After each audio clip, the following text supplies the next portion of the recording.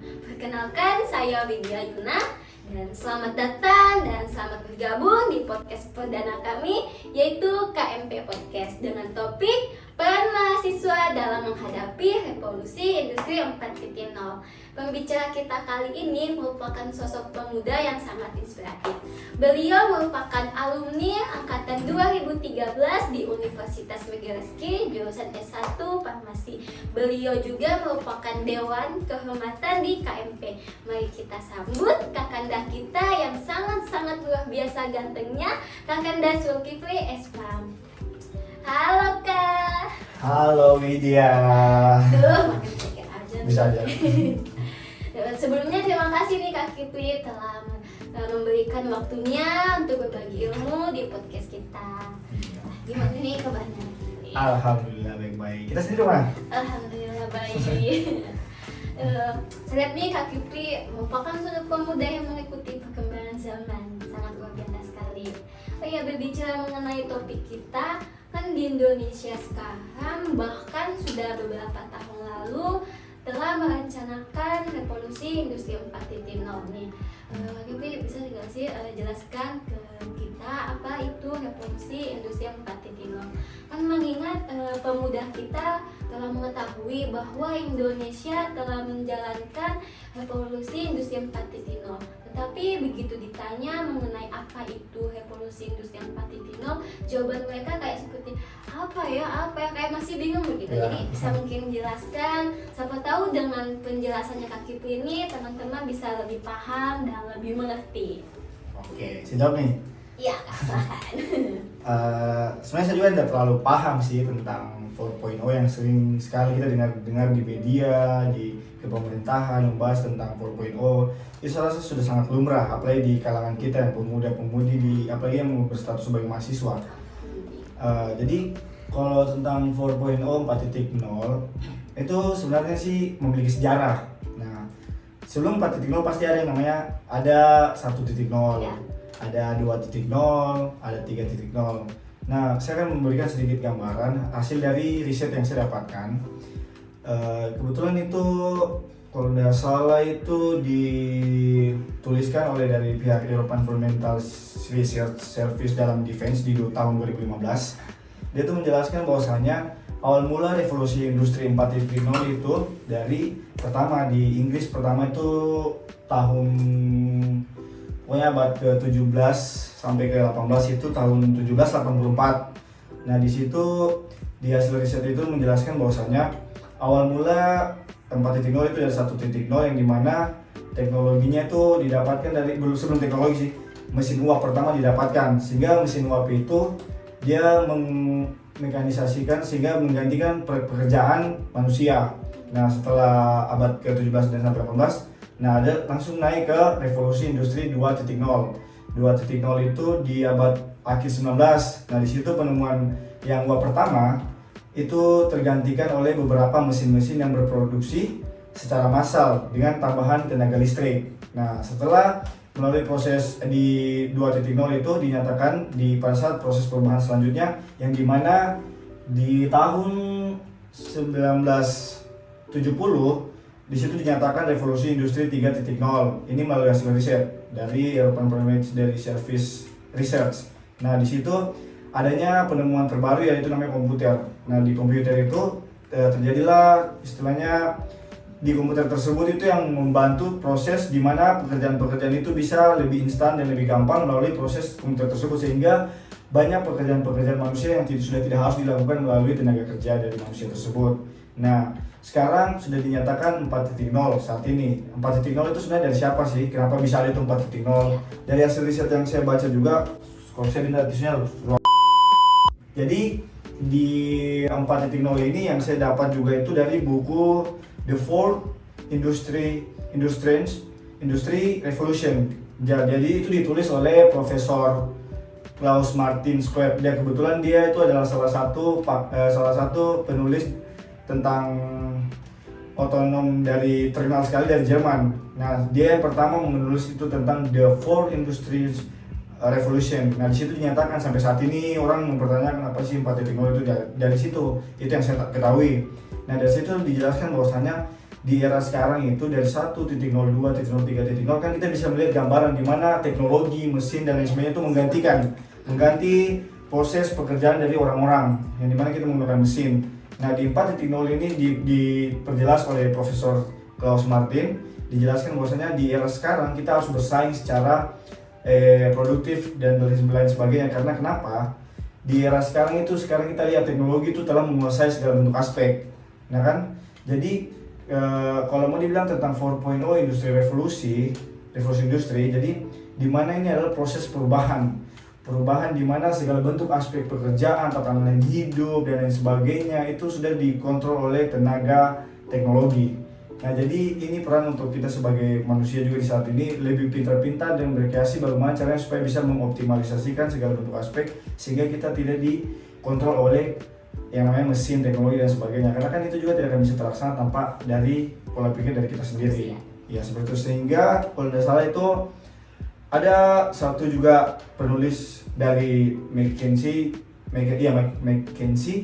dia itu salah satu bekerja di Global Institusi. Dia menulis di tahun 2017 itu tentang bahwasanya dia memprediksi di tahun 2030 800 juta lapangan pekerjaan itu akan hilang. Nah, karena revolusi industri ini 4.0. Kenapa bisa? Karena kita lihat teknologi itu kita bisa lihat sendiri teknologi di zaman sekarang semakin canggih. Bahkan anak usia dini saja sudah menggunakan yang namanya gadget, handphone. Nah, jadi dia menguasai segala bentuk aspek yang dimana pekerjaan itu bisa diambil alih dan lain sebagainya. Nah, jadi dia memprediksi di tahun 2030 itu nanti 800 juta lapangan pekerjaan itu akan hilang dan digantikan oleh robot. Seperti itu. Nah, setelah keluarnya itu kutipan di 2017 itu dari McKinsey, dari Global Institusi. Nah, salah satu Menteri Riset Teknologi Ilmu Pendidikan Tinggi, Pak Muhammad Nasir, menjelaskan di pertemuannya di salah satu kampus di NTB. Dia menjelaskan bahwasanya akan terjadinya memang ini proses perubahan secara signifikan di mana masyarakat akan dipaksa mundur oleh teknologi seperti itu, sehingga kita sebagai mahasiswa perannya itu sangat besar bagaimana caranya supaya bisa mengoptimalkan dengan yang disebut seperti yang kita sering dengar, kita adalah salah satu agent of change seperti itu. Jadi memang perubahan revolusi industri 4.0 ini memang sangat penting ya, karena mengingat kita ini adalah pemuda generasi yang tumbuh di generasi milenial di mana semuanya bergantung pada teknologi. Ya, nah kalau mahasiswa ini apakah dia juga memiliki dampak yang sangat signifikan untuk revolusi industri 4.0? Oke. Jadi kalau mau berbicara tentang dampak dari peran mahasiswa terhadap 4.0 revolusi industri, sebenarnya ini bukan hanya tentang mahasiswa, tapi tentang seluruh masyarakat yang ada di muka bumi ini. Saya bisa kenapa? Ya betul. Kenapa ini semua hasil dari, kalau pandangan saya sih, karena kan kita bisa lihat dari 1.0, 2.0, 3.0 di mana pekerjaan manusia itu tergantikan oleh mesin. Apalagi yang telah disampaikan oleh Profesor Klaus Martin Webb di bukunya itu yang di The Fourth Industry Revolution.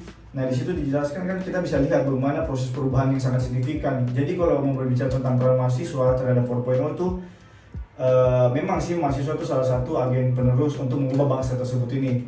Nah, jadi kalau mau berbicara tentang itu semua, saya rasa semua aspek itu akan merasakan. Jadi bagaimana caranya kita bukan hanya sebatas mahasiswa, tapi masyarakat biasa yang tidak bersekolah, bahkan anak SD, SMP, SMA juga harus dibiasakan bagaimana caranya supaya bisa melakukan segala bentuk aspek melalui teknologi saat ini, mengupayakan sehingga bisa mengupgrade diri mereka berkualitas di era yang akan datang, bukan era yang akan datang, di masa yang akan datang mereka mampu bersaing melalui proses teknologi karena kita dipaksa oleh teknologi. Seperti yang disampaikan dari Global Institute McKinsey kan, dia memprediksi saja di 2030 itu akan hilang 800 juta lapangan pekerjaan karena dikuasai oleh robot. Karena kita bisa lihat di Jepang, di Cina, di Amerika, mereka sudah mengoptimalkan melakukan suatu proses pekerjaan itu digantikan manusia oleh robot. Kan seperti itu kan lumrah sekarang. Kita bisa di media-media di Jepang itu melakukan robot menjadi pelayan di kafe, di restoran kan seperti itu. Ya. Jadi kalau peran mahasiswa saya rasa memang kita adalah salah satu agent of change. Jadi bagaimana caranya kita mengubah pola pikir kita yang lebih produktif, efektif sehingga bisa mengupayakan masyarakat di lingkungan sekitar kita untuk mengembangkan pola pikir mereka sehingga bisa bersaing bagaimana caranya untuk bisa menjadi hidup yang berkualitas dengan melalui teknologi. seperti itu. Jadi apakah nih mahasiswa nih perannya hanya sebagai agen perubahan di revolusi industri 4.0 nih, atau ada lagi nih yang secara lebih luas, lebih jauh seperti itu? Kalau lebih luas sih saya juga kurang paham, karena kalau mau dibilang peran sih saya rasa kita semua akan menjadi peran, karena kalau kita mau berbicara tentang peran mahasiswa, kenapa kita sangat dituntut oleh negeri ini untuk melakukan suatu pembelajaran terbaru sehingga bisa menghidupkan yang namanya inovasi serta kreativitas. Karena kan kita adalah salah satu agen of change yang memiliki yang namanya social control, bagaimana kita mengupayakan seperti yang kita lihat juga disampaikan oleh dari Pak Muhammad Nasir yang Menteri Riset Teknologi Pendidikan Tinggi. Dia menjelaskan bahwasanya peran mahasiswa di saat era revolusi industri ini sangat penting. Karena apa? Kita adalah salah satu generasi bangsa yang mampu mengoptimalisasikan segala bentuk aspek teknologi itu dengan pola pikir kita untuk mengembangkan terhadap masyarakat agar mampu juga menilai serta mengikuti proses perkembangan zaman. Bukannya di salah satu pasal yang disampaikan dari tahun 1997, kalau tidak salah itu di pasal 155 UU di 97. Di situ kan ada 7 poin. Di poin ke-6 dan ke-7 itu, di poin ke-6 dijelaskan bahwasanya peran mahasiswa itu pertama mengembangkan suatu aspek-aspek yang bisa mengembangkan potensi besar untuk negeri dan bangsa ini. Jadi kalau berbicara tentang mahasiswa, saya rasa kita memang sangat berperan untuk mengoptimalisasikan, memberikan suatu pengabdian terhadap masyarakat. Karena kan kita bisa lihat peran kita sebagai agen of change itu harus melakukan suatu perubahan terhadap masyarakat yang memang membutuhkan suara dari kita, kayak begitu. Bukannya kita kan terdiri juga dari Tridharma Perguruan Tinggi, yang dimana poin ketiga adalah pengabdian, seperti itu. Ya, saya kan lihat Kak Kipri ini pemuda yang sangat muda bergaul ya, mulai dari apalagi khususnya anak-anak Megareski dari tahun-tahun lalu nih. Bahkan anak yang baru masuk pun Kak Kipri muda aktif nih. Jadi menurut pandangannya Kak Kipri ini sendiri nih, apakah mahasiswa di Megareski khususnya di Prodi S1 Farmasi mampu bersaing di dalam perubahan di revolusi industri 4.0? Menurut pandangannya Kak Kipri sendiri terhadap mahasiswa-mahasiswa di Megareski? Sebenarnya kalau saya lihat sih, kualitas dari mahasiswa Megareski sangat kurang dalam artian adalah untuk melakukan suatu kreativitas. Tapi itu kurangnya kembali ke diri masing-masing, karena kampus sudah memfasilitasi tempat, proses pembelajaran, kurikulum yang sangat baik dan lain sebagainya kan, sehingga itu semua bisa dioptimalkan melalui pelajaran-pelajaran yang didapatkan. Tapi kembali ke diri sendiri. Kalau misalnya mahasiswa tersebut, terutama dari prodi kita yaitu S1 Farmasi kan, kalau misalnya pihak personalitinya saja tidak mau mengembangkan dirinya sendiri untuk menghadapi yang namanya revolusi industri tersebut ini, jangan salahkan diri sendiri ataupun orang lain jika di 10 tahun ke depan kalian tidak akan mampu untuk bersaing, seperti itu. Terus selanjutnya, kan kita juga dituntut untuk berorganisasi seperti pasal 155 undang di 1997, 98. Nah, di situ kan dijelaskan dari poin 1 sampai ke 7. Di poin pertama sih kita sudah dianjurkan untuk berorganisasi. Kenapa?